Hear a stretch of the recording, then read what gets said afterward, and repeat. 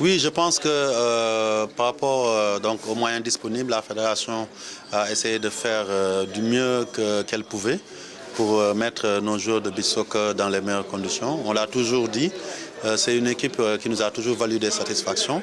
Et au moment d'aller à la Coupe du Monde, nous avons pensé nécessaire quand même de les accompagner. C'est ainsi que nous avons pu leur verser leurs indemnités de préparation, ainsi que la prime de participation qui se chiffre à 300 000. Et à côté de cela, bien entendu, nous avons arrêté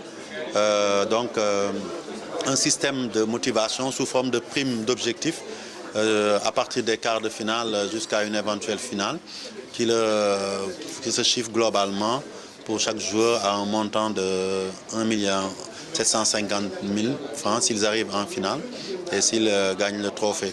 Mais à côté de ça aussi, il faut savoir que nous avons essayé de les accompagner, de les mettre en regroupement et de prendre en charge toutes les charges, compte tenu du fait que de ce côté-là, vous avez vu la présence de l'autorité de tutelle, le ministère, que nous remercions. L'État est engagé par ailleurs sur d'autres objectifs et c'est notre rôle en tant que fédération, autant que faire se peut, d'accompagner l'État dans sa mission de prise en charge du sport de haut niveau.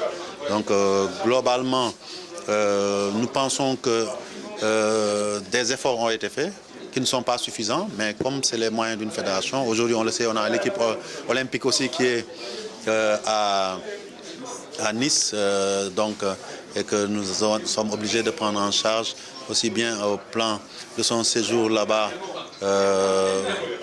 sur les plans du budget de la compétition, que aussi au niveau des primes, mais aussi cette équipe qui va en Coupe du Monde. Globalement, c'est le budget pour cette équipe, c'est combien? Pour le beach soccer, le budget de préparation sur place, indemnités, frais d'hébergement et tous les autres aspects pris en compte, médicaux et autres, nous avons un budget qui tourne autour de 15 millions, non compris les primes.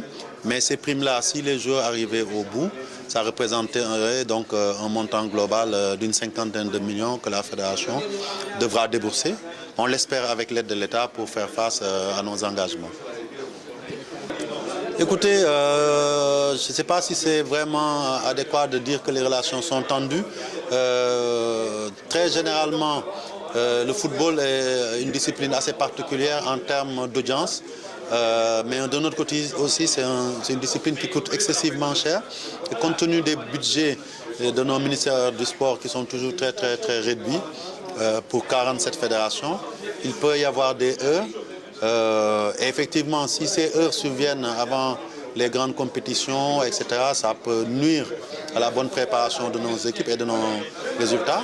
C'est pour ça que nous, en tirant les leçons, depuis quelque temps, avec l'actuel ministre et son équipe, dans l'ensemble, nous arrivons à nous entendre sur l'essentiel, à avoir des rapports apaisés, même si des fois aussi, compte tenu justement de cet aspect lié aux charges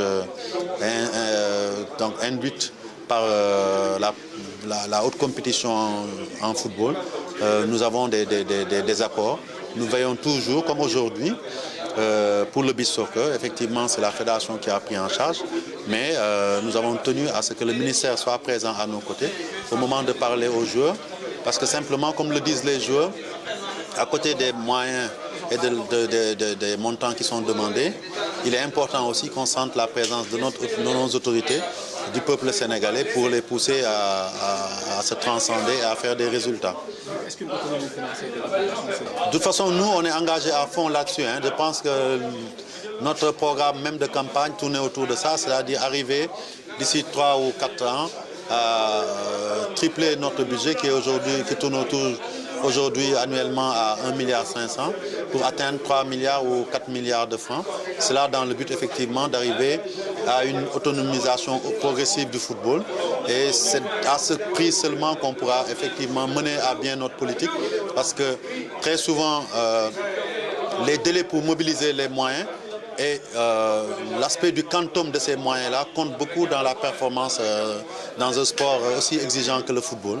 Et nous espérons simplement qu'à la faveur des bons résultats que nous attendons de nos différentes équipes nationales, nous attirerons plus de sponsors et que nous attirerons aussi plus de moyens pour pouvoir autofinancer le football.